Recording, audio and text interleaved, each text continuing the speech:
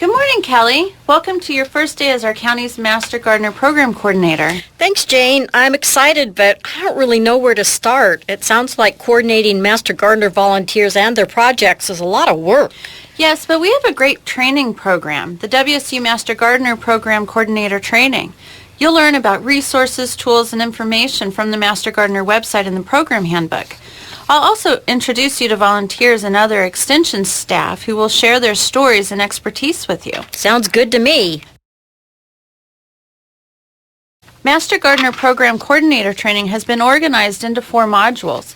Each has 2 or more presentations. This series has been created for program coordinators, extension educators, and Master Gardener volunteers who will be managing their programs. Today we will look at the whole WSU Extension Master Gardener Volunteer Program, specifically its organizational framework, and tomorrow we will look at tools and resources. The second module is about volunteers, which includes these presentations. Module 3 is Managing Volunteers. Module 4 covers Program Management Skills. Kelly, let's first look at the organizational framework. During the next 10 to 15 minutes, you will learn about the structure of our organization, our mission and goals, and the essential elements of our program. Here is our organizational structure. Washington State University Extension brings the knowledge of Washington State's land-grant university to local citizens in their own communities. Each WSU Extension office works in partnership with Washington County and/or tribal government to help individuals and communities thrive. Kelly, based on this, where do you think the Master Gardener program fits into this structure? Well, from what I've read, the Master Gardener program trains volunteers to educate individuals and communities across Washington about gardening, environmental stewardship, and horticulture. So the Master Gardener program helps communities to thrive. Exactly. Our volunteers are trained by university faculty and staff using the latest research generated at WSU and other universities. Kelly, did you know that the WSU Master Gardener program was the first one in America? No, I didn't. The program started in 1973 and spread across the nation and then to other countries. Our slogan is Volunteer Community Educators Cultivating Plants, People, and Communities since 1973. The slogan is fitting because Master Gardeners work to build strong local partnerships to leverage human and capital resources to improve the health and well-being of all citizens and the environments in which we live. I like that slogan, Jane. Does WSU Extension have a similar one? Yes, but it's not as concise. The Extension mission statement reads, "The mission of WSU Extension is to engage people, organizations, and communities to advance knowledge, economic well-being, and quality of life by fostering inquiry, learning, and the application of research." That's a mouthful, Jane, but it's good to know about it. Kelly, who do you think carries out the mission of the WSU Extension? Well, Master Gardeners, for one. That's right. You could say we represent the face of WSU. Because of that, we have a brand identity. This brand identity is a visual shortcut that shows people our connection to WSU. It informs viewers that the training and information presented to them is part of Washington State's land-grant university. When people see the materials, they trust and value the content because they understand our connection to WSU. Here are some of the examples of our branded materials.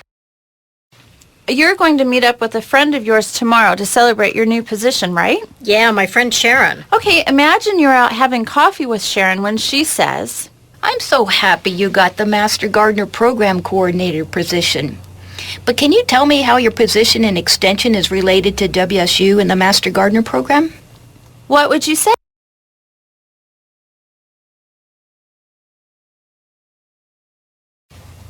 Good.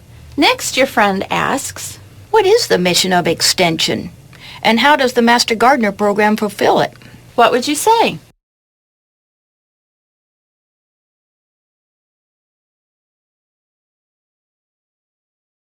Now, let's look at the 4 essential elements that change the Master Gardener program from a well-trained garden club into a significant and effective community education resource. The 4 elements include having a clear purpose, serving diverse audiences, addressing critical issues, and publicizing success. Kelly, what was the first element? Having a clear purpose? Yes. You need to make sure that each project that Master Gardeners do has the purpose of educating people in your community. You can do this by asking the following questions. Why are we doing this project? What is the result we want to have? And how will our client or the whole audience benefit if we do it? For example, a teacher from our local elementary school comes into the office. Hey, Kelly, I was wondering if I could get a Master Gardener to come to my class next Friday. I think so, Mike, but first let me ask you a few questions. Why do you want a WSU Master Gardener to come to your class? Well, to explain how to grow and tend to a garden. Okay, so ideally, what do you want your students to learn? Oh, things like the kind of soil to use, how to plant seeds, other things to help them grow vegetables. I think we can help. How do you think your students will benefit from this? Well, I want them to learn to grow healthy food so that their family has something to eat. That's really important these days, and Master Gardeners can teach them how. The second essential element in the Master Gardener program is serving diverse audiences. Jane, tell me what a diverse audience is. Kelly, examples of diversity in an audience include things like age differences, people with and without physical limitations, people from different economic and cultural backgrounds, and people with a range of knowledge and skills in horticulture. One of the founding principles of the land-grant university system is to serve the needs of the common person. We do this through extension by providing educational programs to everyone in our community. I see. That means we should have projects that include everyone. Kelly, do you remember what the third element of the Master Gardener program is? Issues. Something about issues. Close. Addressing critical issues in our community. As a public organization supported by taxpayers, Master Gardener projects must be relevant to the larger issues facing society. Protecting environmental quality, growing healthy food, building strong and safe neighborhoods, and reducing chemical use in our landscapes. In the case of Mike's students, a Master Gardener school garden would directly benefit the students by showing them how to grow healthy food for themselves and their families. The garden would indirectly help improve the whole neighborhood. The last element of the Master Gardener program is publicizing success. But why do we need to publicize our successes, and how do we do that? We publicize to local residents, funders, decision makers, businesses, and even the university. We need to do this to show how valuable the Master Gardener program is to improving communities and the environment of Washington State. Your publicity should answer the so what question. For example, what is so great about having a Master Gardener project in Mike's class? Mike's students will be able to improve their lives and their community through gardening. Yes. And when you're putting together stories about it, make sure to use our branded materials. Remember, they help people to identify us as being part of Washington State University. Are there templates for posters and brochures and things? That would sure make it easier to create marketing materials. Yes, and we are going to talk about tools and resources tomorrow. There's our phone ringing. Why don't you take this call and see if you can apply the principles we just learned about our Master Gardener program? Okay. Hi, this is Kelly with the WSU Extension Master Gardener program. How can I help you? Hello, my name is Gene, and I work for Sunny Meadows Nursing Home. I was wondering if we could get some Master Gardeners to come down to help us with a planting project. Could you tell me a little more about the project, Gene? Why do you want to do it? Well, somebody donated some large containers, and we thought it'd be fun to plant edible plants in them, but we're not sure exactly how or what plants to use. That's a good idea. How will your residents be involved? Well, Master Gardeners could teach them what to plant or how to take care of the container gardens, and eventually they'd be able to eat the fresh vegetables they grow. See, a lot of our residents used to garden, but they're not physically able to get down on the ground now.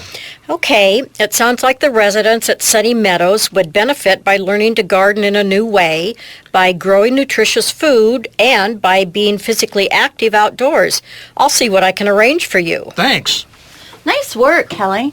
You touched on 3 of the 4 essential elements. You found out about the educational purpose, seniors are one of our many diverse audiences, and healthy food is a critical issue in our community. I bet our local newspaper would write an article about the project when it is finished. Sounds like another one for you, Kelly. I've got it. This is Kelly with the WSU Master Gardener Program. How can I help you? My name is Ted, and I'm the owner of Ted's Jewelry Depot. I was wondering if I could get some master gardeners to come and redo the flower boxes in front of my store.